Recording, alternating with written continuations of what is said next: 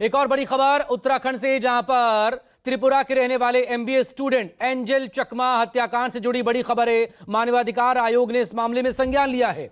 NHRC ने उत्तराखंड सरकार से इस मामले की रिपोर्ट तलब की है।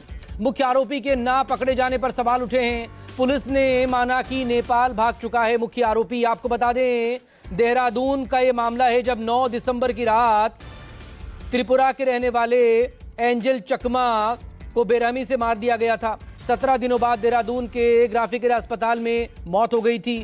14 दिसंबर को ही पुलिस ने 5 आरोपियों को गिरफ्तार कर लिया था। 2 आरोपी इनमें नाबालिग भी हैं, लेकिन एक जो मुख्य आरोपी है वो अभी तक गिरफ्त से बाहर है और बताया जा रहा है कि ये नेपाल भाग चुका है। अब आरोपी की गिरफ्तारी के लिए एक तरफ जहां सवाल हैं, वहीं दूसरी तरफ एंजल चकमा को चाकू मारने वाला नेपाल भाग चुका है। तो पुलिस पर तो सवाल है ही, और इतने लंबे वक्त से आखिर क्यों इसकी गिरफ्तारी नहीं हो पाई। मानवाधिकार आयोग ने इस मामले में संज्ञान ले लिया है।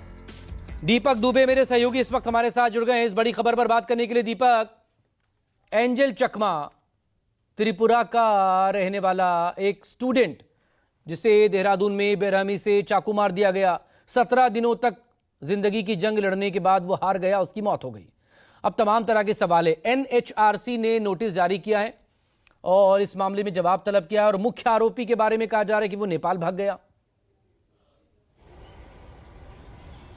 जी, आपको बता दें कि इस पूरे मामले में मानवाधिकार आयोग की तरफ से प्रियंका कानूनगो की तरफ से एक नोटिस जारी किया गया है, जिसमें उत्तराखंड सरकार के मुख्य सचिव और इसके साथ साथ उत्तराखंड के डीजीपी को नोटिस जारी करके उनसे जवाब तलब किया गया है कि आखिर इस पूरे मामले में अब तक क्या कुछ पुलिस की तरफ से कार्रवाई की गई है, क्या कुछ गिरफ्तारियां की गई हैं और इस वक्त क्या कुछ स्टेटस है इस पूरे मामले का। आपको बता दें कि उत्तराखंड सरकार पर, उत्तराखंड की पुलिस पर इस पूरे मामले पर लगातार सवाल खड़े होते रहे कि आखिर 9 दिसंबर को यह पूरा हादसा होता है, जब एंजल चकमा अपने भाई के साथ एक ग्रोसरी स्टोर में शाम के वक्त जाते हैं, जहां पर कुछ नशे में धुत युवक उन पर हमला कर देते हैं। नस्ल भेद की टिप्पणियां की जाती है। जब एंजल चकमा और उनके भाई के द्वारा इसका विरोध किया जाता है, तो उन लोगों के द्वारा जो नशे में धुत पूरा एक गुट रहता है, उनके द्वारा चाकू से हमला किया जाता है, जो एंजल चकमा काफी गंभीर रूप से घायल हो जाते हैं और 17 दिनों के बाद उनकी मौत हो जाती है। कल आपने देखा होगा कि इस पूरे मामले में पुष्कर सिंह धामी, जो कि मुख्यमंत्री हैं, उन्होंने एंजल चकमा के पिता से बातचीत करके तमाम उन गिरफ्तारियों के बारे में तफ्तील से डिटेल साझा की है कि अब तक इस पूरे मामले में 5 गिरफ्तारियां की जा चुकी है। एक मुख्य और आरोपी है जिसकी तलाश में पुलिस जुटी हुई है। लेकिन सवाल ये खड़े होते हैं कि आखिर अब तक 20 दिनों से ज्यादा का वक्त हो चुका है और कैसे मुख्य आरोपी इस पूरे मामले में भागता हुआ